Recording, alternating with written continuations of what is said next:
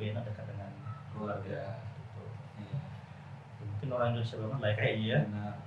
Memang dimanapun kita berlayar, ya berlabuh bersandar ya di keluarga gitu ya.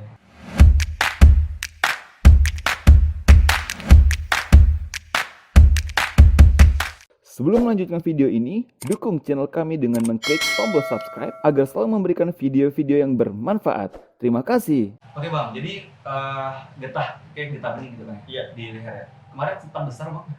Sempat. Itu kemarin waktu itu abang cara mengobatinya seperti apa? Selain di kemo kan, kalau di kemo berarti di Pertama itu saya datang dulu, kita lakukan dulu pemeriksaan, di ronsen, biopsi. Setelah kita positif definitif terkena penyakit ini, Iya. kalau di hasil sadikin itu dia ada ruang khusus buat ruang terapi kanker. Nah yang ya menurut saya sih di Pontianak nggak ada ini. Nah, makanya saya tetap stay di sana. Kemudian saya lakukan kemoterapinya 6 kali. Kemoterapi 6 kali. Kemoterapi yang pertama itu kita di laser. Jadi the light kemoterapi. Berapa lama? 1,5 jam kurang lebih ya. Kemudian baru kita kemoterapi obat cairan. Kayak di infus kan. Itu kurang lebih 3-4 jaman. Setelah kemoterapi, kemudian ya, terakhirnya kemoterapi dengan obat.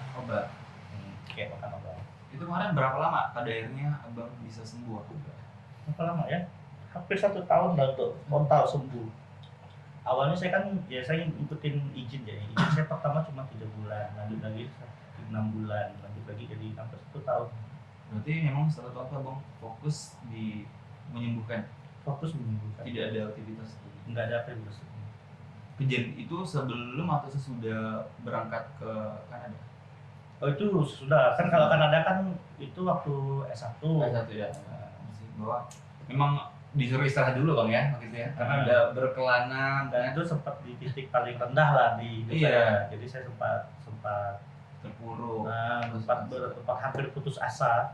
Cuma saya mikir ya kalau bukan saya yang memulai dan saya mengubah diri saya sendiri, nggak akan ada orang yang akan mengubahnya gitu. Kalau saya menyerah ya saya gagal dengan diri sendiri. Bang sekarang alhamdulillah di home base-nya dosen ya? Dosen apa? Dosen di budidaya perikanan. Itu kenapa bang memilih mata kuliah buat ngajar? Apakah ada hubungannya masih dengan bioteknologi? Jadi sebenarnya saya itu kan tadi basic saya di bioteknologi. Saya sebenarnya fokusnya ya bisa di mana saja. Awalnya saya ngajarnya itu di pertanian. Karena juga tesis saya juga tentang kelapa sawit. Ya kemudian ada pembukaan PNS, satu dibuka lowongan untuk bioteknologi ya. Coba tes lolos. Yang di tahun 2019 kemarin. 2020 saya malah ngajarin. Ngajarin PNS baru, alhamdulillah ada beberapa yang udah lolos nih. Saya ngajarin PNS baru. Akhirnya abang memutuskan untuk mengajar di jurusan. Jadi akhirnya keterima di situ ya sekarang kan kalau bioteknologi bisa di pertanian, kelautan, sepanjang itu ada materi genetik ya, DNA RNA yang bisa kita. Bang, saya pengen mengulik sedikit nih kisah abang yang di luar Singapura ya. Ada nggak sih kayak cerita menarik waktu itu abang di sekarang 2 tahun nih, cerita menarik kehidupan abang menarik sampai saat ini belum tidak bisa terlupakan, karena kan apalagi yang saya tahu bahwa Singapura kan salah satu negara yang maju ya. Kehidupan perekonomiannya juga itu bang ya sangat berbeda seperti Indonesia. Nah, adakah kejadian menarik yang sampai saat ini tidak terlupakan dari Singapura? Kalau menurut saya sih pertama Singapura itu negara mahal itu aja. Negara mahal ya. Semua serba mahal. Pertama. Yang kedua, kalau menurut saya tuh ya saya sih lebih senang tetap tinggal, bahkan bukan hanya Indonesia, bahkan sampai dari Bandung pun tetap saya pindah ke sini karena di Pontianak karena rasa lebih enak dekat dengan keluarga. Gitu. Mungkin orang Indonesia banget lah kayaknya ya. Memang dimanapun kita berlayar, ya berlabuh bersandar ya di keluarga gitu ya. Nah kalau Singapura tadi ya, menurut saya sih hebatnya sih yang saya salut ya itu dia nggak punya SDA yang luar biasa. Daratan itu ya nggak ya luas sedikit lah dibandingkan dengan kota Jakarta, kan? Iya. Kemudian dia nggak punya ya yang model-model seperti pariwisata, kemudian pertaniannya itu terbatas. Tapi dengan dia modelnya adalah negara industri, dia mampu membuat objek wisata dalam kota yang sekarang udah terkenal banget kan. Bahkan cuma sekedar patung singa aja udah bisa jadi ikonnya gitu kan. Ya notabene itu sebenarnya sederhana kan, cuma patung biasa keluar air kan, tapi itu bisa jadi ikonnya ya. Tekniknya itu dengan teknik marketingnya dia, teknik industrinya dia, teknik penjualannya dia, itu yang menurut saya itu yang kita harus contoh. Bahkan sekarang mereka kena COVID nih, semua negara kena COVID ya. Nah, tapi Singapura langsung cepat untuk mengatasi stigma-stigma negatif terhadap negaranya. Bagaimana dia menekan kematian korban COVID, bagaimana dia membersihkan daerah-daerah yang sering didatangi sama masyarakatnya, dan itu tindakan yang sangat smart. Nah, karena dia tahu bahwa dia istilahnya apa? Dia bergantung dengan investasi yang masuk di negara dia. Dia tidak punya income yang bisa income generator yang dari yang dia hasilkan dari, jadi dia sangat bergantung investasi dari negara dia. Karena langsung cepat dari counter. Nah, kalau Indonesia agak kurang tuh kalau saya. Harusnya Indonesia cepat juga membuat suatu propaganda yang menyatakan bahwa Indonesia ini juga negara aman yang siap untuk safe buat untuk diinvestasikan oleh negara lain. Walaupun kecil Bang ya, walaupun negara kecil tapi luar biasa sekali. Abang kemarin waktu sempat di Singapura sudah berkelana kah? Sudah. Singapura kan kotanya kecil, negaranya juga kecil. Karena saya bilang negara Singapura tuh ya kayak kota Jakarta dikit ya. Jadi kayak ya udah satu hari dari pagi sampai sore udah selesai Singapura kita keliling. Tapi padat Bang masyarakat di sana. Enggak terlalu padat dia. Dia ada pembatasan masyarakat. Yang kedua ya kan tadi dia mahal ya. Tempat tinggalnya bisa 10 kali lipat dari tempat tinggal yang ada di Indonesia. Ya, kayak biaya hidupnya juga mahal. Tapi untungnya Abang kemarin full dibiayakan ya, dari tempat tinggal, fasilitas. Kalau saya di tempat tinggal semuanya dari kantor memang. Dari kantor. Cuman tetap aja sih. Kita kan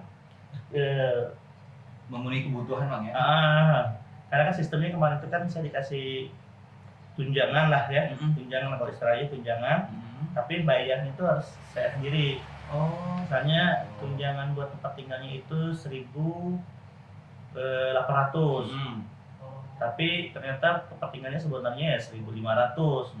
Ya paling ya yang bisa masuk kantong kan 300 doang. Nah itu tadi tetap aja menjadi tetap mahal walaupun. Oke Bang, Abang dosen ya, di Polnet ngajar. Terus kabarnya juga Abang sempat dan mungkin saat ini Abang lagi istirahat kan ya, Abang pulang pergi ke Singapura. Itu gimana ceritanya Bang?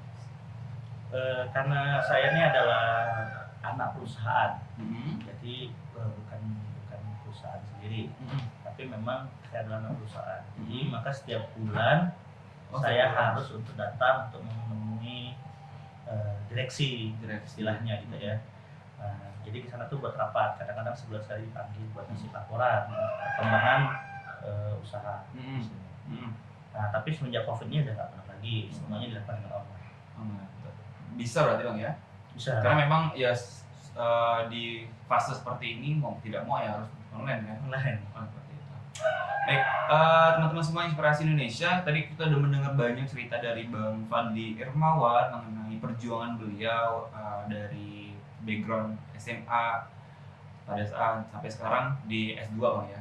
Dan ada suka dukanya, ada senang, kemudian ditimpa sakit segala macam. Bang, saat ini mungkin alhamdulillah Abang sudah ya pasti mendapatkan kebahagiaan yang sudah didapatkan. Nah, apa sih yang mimpi-mimpi Abang sudah tercapai gitu, dan apa yang belum tercapai pada saat ini? Yang udah tercapai ya jadi dosen, itu kemarin juga pengen jadi dosen, sama juga keinginan orang tua juga dari awal. Dan terwujud ya, alhamdulillah. Lanjut. Kemudian punya startup sendiri walaupun masih kecil. Kita baru 17 perusahaan yang kerjasama dengan kita. Pengen lebih besar lagi. Kemudian pengen lebih bermanfaat. Saya mungkin pengen punya lebih banyak menghasilkan buku, penelitian lagi, baik itu dalam bentuk karyanya dalam bentuk tertulis maupun mungkin digital, bahkan mungkin video, dalam bentuk channel YouTube gitu kan. Dalam bentuk, kalau blog saya udah banyak blog, untuk blog juga udah ada, tapi ya nggak maksimal juga. Nah jadi ini lebih banyak karya lagi yang lebih baik lagi dan bisa mudah-mudahan bisa lebih bermanfaat buat orang lain. Berarti yang hal yang belum abang sampaikan tuh ya itu bang ya, pengen buat suatu karya lebih banyak lagi. Bahkan saya pengen punya laboratorium bioteknologi khusus ya di Pontianak atau Kalimantan Barat lah ya. Dan notabene-nya kita khusus untuk meneliti tanaman atau tumbuhan atau hewan endemik di Kalimantan Barat. Misal kayak orang utan, ikan arwana. Ya kenapa itu satwa dan tanam tumbuhan kita sendiri, tapi kadang-kadang yang menelitinya malah orang dari luar. Gitu. Jadi yang kita kenapa tidak kita bikin sendiri, kita benarkan, kita kembangkan. Jadi mungkin bisa jadikan teman-teman bisa membuka juga pemahaman bahwa produk-produk bioteknologi itu tak selalu merugikan. Karena kan kalau misalnya kita ngomong GMO, genetic modified organism, orang pikir pasti negatif kan. Ini GMO ini mungkin, saya pengen membuka bahwa GMO itu sebenarnya juga ada positifnya dan kita bisa membuat ditujukan buat kebaikan. Amin ya Allah, semoga tercapai bang ya. Bisa buat laboratorium sendiri di Kalbar. Mungkin belum ada sebelumnya laboratorium yang abang bayangkan. Kalau laboratorium yang attach ke suatu institusi ada. Tapi kalau laboratorium yang berdiri sendiri yang khusus untuk di bioteknologi, entah itu biologi pangan, pertanian atau kemaritiman, itu belum ada di Kalbar. Semoga tercapai bang ya. Amin. Bang, satu sisi lagi nih bang, harapan ke depan abang, mungkin pribadi abang dan harapan yang ingin diaplikasikan untuk masyarakat sekitar. Harapannya saya bisa lebih bermanfaat buat teman-teman sekalian. Harapannya saya bisa juga bermanfaat buat keluarga saya, dan harapannya saya bisa lebih banyak karya yang bisa dipakai oleh masyarakat, baik itu dalam bentuk produk, tulisan atau apapun lah. Karena ada beberapa produk yang mau kita luncurkan, mau diaplikasikan di masyarakat, jadi mudah-mudahan itu bisa capai. Amin. Tapi bang udah nikah bang ya? Udah. Anaknya? Baru tahun kemarin nikah. Baik, menarik sekali teman-teman, sudah kita membahas berbincang-bincang mengenai tokoh sosok yang luar biasa. Beliau dosen juga yang tadi saya katakan, seorang Fadli Irmawan. Sebenarnya kurang puas juga bercerita sedikit seperti ini bang ya. Mungkin insya Allah nanti kita undang di sini lagi ya bang, bisa ya. Insya Allah ya teman-teman semua. Dan teman-teman semua jangan lupa yang kalau kalian sedang berpuasa tetap di rumah bang ya, karena dalam keadaan seperti ini ya. Jangan kemana-mana, jaga kesehatan juga, jangan lupa cuci tangan, jaga kebersihan. Kalau keluar jangan lupa pakai masker, mandinya bisa mandi. Biasanya kan orang setelah keluar tuh ada juga beberapa mandi kan, pakainya juga langsung dicuci karena kita benar-benar menjaga bang ya. Dan kita doakan bang semoga pulih kembali bumi kita bang ya. Biar tidak seperti ini lagi, karena memang sejarah sekali, karena ya kita tidak melihat lagi semarak Ramadan bang ya. Biasa kan kalau udah Ramadan kan ya beberapa kota ada yang atau justru Ramadan akan lebih bermakna tahun ini. Bisa jadi bener ya. Kalau saya sih ngambil sisi positifnya. Sisi positif harusnya. Jadi dengan adanya masa bencana ini, Ramadan jadi lebih bermakna, waktu dengan keluarga lebih banyak, fokus ibadah lebih fokus gitu kan. Dan banyak sisi positifnya kita harus bang ya. Jadi setelah wabah seperti ini kita dapat pembelajaran ya. Baik teman-teman, terima kasih banyak buat yang sudah nonton. Semoga video ini bermanfaat teman-teman semua. Jika pengen mengisi kebosanan di rumah, teman-teman bisa langsung nonton channel Inspirasi Indonesia menginspirasi dengan karya. Terima kasih Bang Fadil sudah datang. Baik si Aaron Maulana, coba terima kasih banyak dan selamat berbuka puasa. Assalamualaikum warahmatullahi wabarakatuh. Inspirasi Indonesia, menginspirasi dengan karya. bye. Assalamualaikum warahmatullahi wabarakatuh. Perkenalkan saya Fadil Marwan. Jangan lupa untuk subscribe, like, comment, share channel Inspirasi Indonesia menginspirasi dengan karya.